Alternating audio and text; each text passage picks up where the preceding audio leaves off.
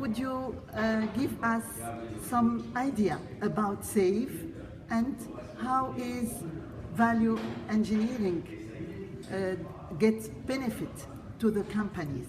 And we are a global organization, and as you know, value engineering or value analysis or value management or the value methodology has been around for almost 70 years.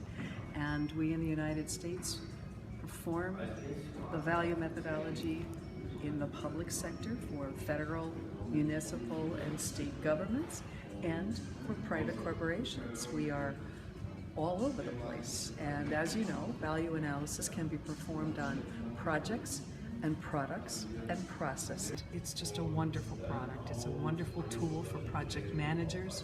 It gives great benefits, both in improved performance and improved cost to the owner. And we recommend it to everyone. It's a global initiative, and next year we will be celebrating the 70th year since the creation of value analysis at General Electric. So I think every company and every government agency ought to be considering this tool for their project managers. Thank you very much. Thank you. I have been practicing value engineering in construction, technology, manufacturing, organization, business process, and also have international business development experience around the world. And I can tell you that value engineering is the most powerful tool for innovation, for business improvement, for resource optimization that I have found. The benefit of value engineering is very famous for cost reduction. So many people use for this purpose, but it is very good for value improvement, for innovation, for improving performance, for finding all of the things that are important that will make the biggest impact, one of which cost reduction and many other benefits. And communication, consensus, understanding. So there's very powerful and it works every time. If you have a difficult problem, very complex, involves a lot of people, you need to find a way to solve the problem and do it in a better way, then I recommend value engineering. One of the most important parts of this methodology is called function analysis.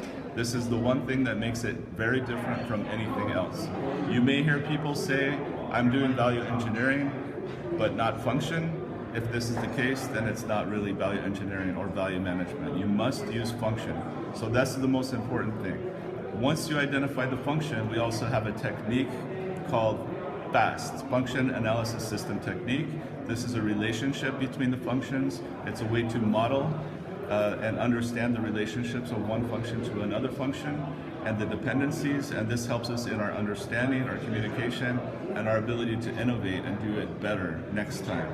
And there's another method used in Europe and in parts of Asia called function tree, which is also can be effective. So if you use one of these models, it will help you in achieving your good results. I'm a small business owner. I got involved in value engineering 15 years ago to apply to my small business. And as a result, I got involved, and now I work with large businesses. So it does apply in any kind of business, any kind of problem, for any kind of business type. The first step is find someone who is an expert. We have a society in the United States called SAVE International. So there's a certification called CVS, Certified Value Specialist. So this level is the highest in the US. You could find a CVS to help you. You can also find a PVM, which is the EGB. This is the highest level of certification. So this will give you some understanding of the people who have the experience to help you get started, because it does take time. You do need some help from the expert in the beginning, but you can get training and you can learn, and then you can also achieve this level on your own. Thank you very much. Give us some idea about this methodology and the impact for the performance of the companies. We found that using this methodology in both products and services and buildings and projects leads to better solutions with higher performance and lower cost. But following the methodology is what's important. It's not ad hoc. It is structured, and if you follow the structure, you will always have good success. So in Tunisia we have more small and medium companies. Do you think it's useful for this kind of company? It's actually better with smaller or medium companies because you can react quicker. You can have a team of 5 or 6, maybe 7, and they are the key stakeholders and they can react quicker. It's good to use in smaller and medium companies that are very agile. You think this methodology help the tourism sector to improve their performance? Oh, absolutely, because the functions that a tourist is looking for, the performance, the views, the benefits that they get to come to Tunisia or any country, you can provide those, and if you can provide those at the best cost, you'll have more people coming. Thank you very much. Cette démarche analyse de la valeur, on dit qu'elle est miraculeuse. Comment elle est miraculeuse pour les entreprises? Une bonne question. Alors, je crois que l'analyse de valeur donne des efforts, donne des avantages sur 2 niveaux. Un niveau, c'est plus le niveau formel.